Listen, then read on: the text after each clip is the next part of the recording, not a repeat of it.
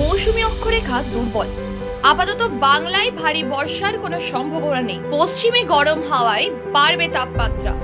আগামী কয়েকদিন গরম অস্বস্তি করা আবহাওয়া। 12 জুনের পর বর্ষার অনুকূল পরিস্থিতি তৈরি হবে দক্ষিণবঙ্গে। শনিবার থেকে ঝড় বৃষ্টির সম্ভাবনা কমবে, গরম ও অস্বস্তি বাড়বে। আগামী 4 দিনে অন্তত 4 ডিগ্রি সেলসিয়াস তাপমাত্রা বাড়তে পারে।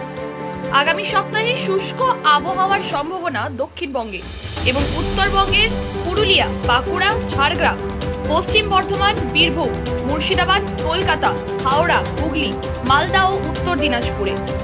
শনিবার সর্বনিম্ন তাপমাত্রা 22.6 ডিগ্রি সেলসিয়াস।